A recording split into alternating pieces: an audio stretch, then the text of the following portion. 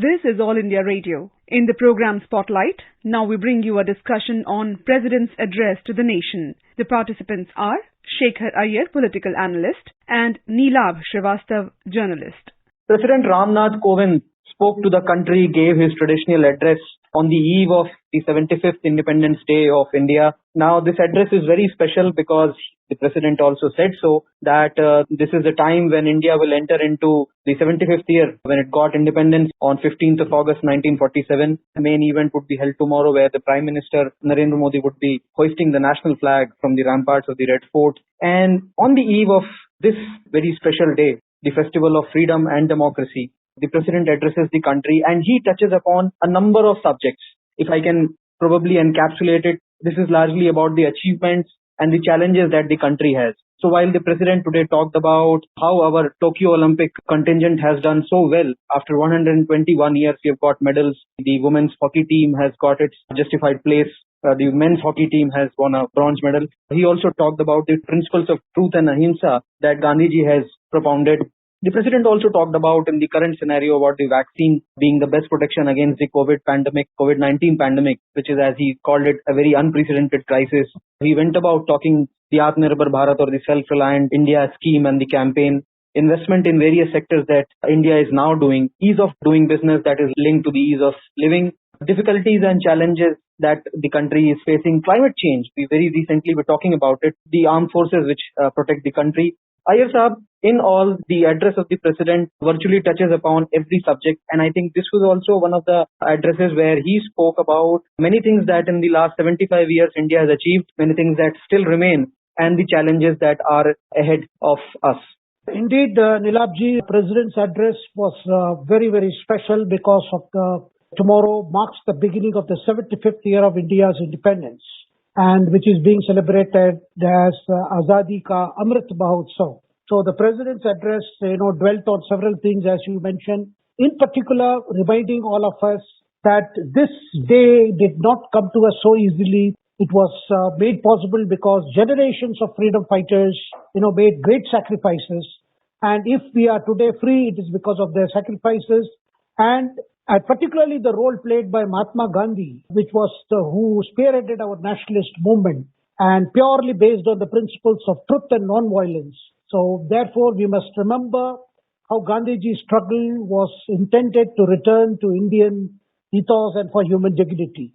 That is why when we have completed 75 years of journey, the president wants us to look back as to how far we have traveled, as you mentioned, the challenges that are ahead, and also the new situation created by Corona or COVID-19, which has actually put a lot of stress on all sectors. And of course, the president reminded us, maybe our progress has been slow, but it has been steady. And told us that even Gandhiji taught us that it is better to be slow and steady in the right direction rather than make wrong steps, even if we see some, quick results. So therefore, what has happened in India since independence is nothing short of a miracle, because India is a home of plurality of traditions and it is one of the most vibrant democracies. Now, President remarks are indeed very special because, the entire foundation of our independence movement and subsequently is built on the parliamentary form of democracy. And the President reminded us, look, we have proved all skeptics wrong, because when India achieved freedom in 1947, there were many critics who thought that India could never hold, that because of, there were so many princely states and so many different people, so many different languages. So there were many people who said, well, India may not be able to withstand. But what we have seen today, not only we have grown in unity, but also our diversity has also been amplified by the way we have built institutions. We have achieved success in several sectors. And President was particularly happy to note that our sportsmen have brought laurels, particularly at the Tokyo Olympics, with their stellar performance, and that he reminded us to encourage our daughters particularly to take to sports, because the future lies in promoting our daughters, encouraging our daughters so that they get a lot of opportunities for growth. Neelabh. Right. Iyer Saab, we have been facing the COVID-19 or the coronavirus pandemic the last 2 years. That is, everything has been around it. whatever has happened to the COVID-19 situation has led a direction, whether it is economy, whether it is social life, whether it is any other decision that as an individual or as a country anyone takes. And the president did make a mention about it. It spoke about the deadly second wave, the kind of unprecedented crisis that India and the globe faced. He also said, while he said that vaccines are the best possible protection which everyone should have, 50 crore fellow citizens have been vaccinated so far. He also spoke about the economic impact of the pandemic. And in the same breath, I would like you to speak on the kind of impact that rural India had. And also he spoke about the agriculture sector, that despite all these factors, we had a record production of food grains in the country. So I think these two are very important factors when it comes to ensuring the security and progress of the country, Mr. Iyer. Exactly, Nilabji. I think the president did not mince word, bringing out the kind of disaster that we have seen in the lives of common people following COVID. And particularly the economic impact of the pandemic has been very severe, just as the health impact has been. And in that context, the president mentioned how the government has been concerned about lower class, middle class, the poor, as well as small and medium industries, and particularly the day laborers, and also employers who have been facing hardships due to lockdown and movement restriction. That is why we saw COVID packages being announced last August, and subsequently also several incentives, to boost productivity, to help the small entrepreneurs, particularly MSMEs, to overcome. And that is why the president mentioned about the government's decision to distribute food grains free of cost to about 80 crore people in May and June. And now, just as they had done last year, this year also it is going to go on till Diwali. And also the stimulus package that has come, more than 6,28,000 crore has been announced for all the COVID affected sectors. And in this context, the president also mentioned the fact that the government is paying very special attention to improving and upgrading our health infrastructure. In this context, he mentioned about the cabinet decision to sanction 23,000 crore to be spent over a year for improving medical facilities, adding more beds, creating more ICU beds, as well as providing care for children, pediatric care in all our hospitals, particularly at the district level. And the president noted, look, India lives in villages. There is no doubt about it. All our schemes, all our programs are tuned to improve the lot of the villages. Recently, the president had traveled to his ancestral village in Kanpur, Dehat, and where he was very happy to note that in his own village, how things have been changed over the last few years, particularly the infrastructure is being developed even in rural areas to bring the life better. And particularly the president noted the psychological distance between the urban and the rural is now much less, because the whole idea is to provide all those facilities which hitherto considered to be available only in big cities are now being brought to the villages, whether it is internet connectivity, whether it is banking facilities or even e-learning. So therefore, the president noted how there are special schemes, particularly for farmers, the Pradhan Mantri Kisan Samman Nidhi, which is being implemented, where they are being given money at least twice a year before the cropping season so that they can utilize that money for whatever post-harvest expenses, Nilabji. The president had a very specific point on the parliamentary democracy system that India has. Now, he said that when India won independence 75 years ago, there was a lot of skepticism that would democracy survive in India? But it is for the world to see now. And the founding fathers had reposed their faith in the wisdom of the people. And it is something that we are very strong, progressive democracy now. And he mentioned that parliament is our temple of democracy, where discussion, debate and decision issues are made. And this is very important. I see this particular point in the context of the very recent parliament session that has concluded, where a lot of commotion, and that is why the sessions could not take place. So in this context, the president mentioning about this and also going ahead and saying that this is a system which has to be strengthened. So how do you see this particular point of the president, Mr. Iyer? Well, one can be sure that the president is as much distressed like all of us about the just concluded parliament session where unprecedented scenes were seen. I think what the president reminded us is, look, we have adopted the system of parliamentary democracy. And our parliament is the temple which provides us the highest forum where we discuss, debate and decide issues for the well-being of our people.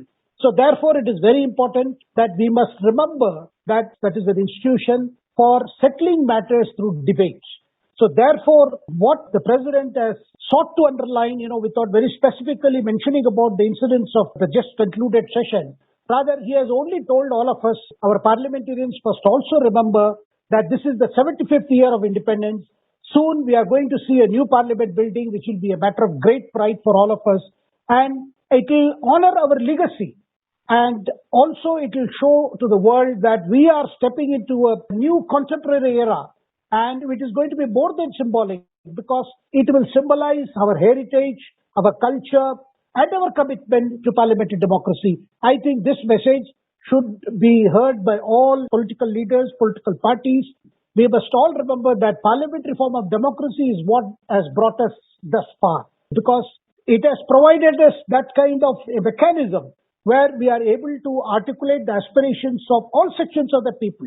Because Indian Parliament, if you look at the representation, it represents in the entire country with its complete diversity. Therefore, I think it's a very, very significant mention by the President today in his address, Nilab.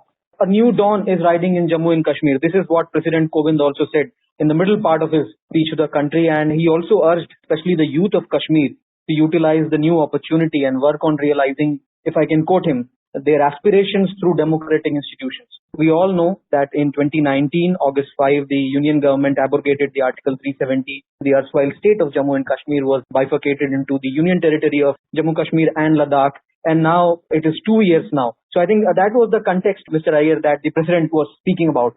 Exactly, because the Article 370 has gone. Jammu Kashmir is today fully integrated, and all the laws of the land have been extended to that, particularly reservation for the weaker sections. And also the Prime Minister had recently held discussion with all stakeholders. And now the efforts are to, first carry out the delimitation of constituencies and eventually hold elections. And government has proposed that once these steps are taken, eventually the statehood would be restored to Jammu and Kashmir. So particularly the youth of Jammu and Kashmir are looking forward to new opportunities for their development.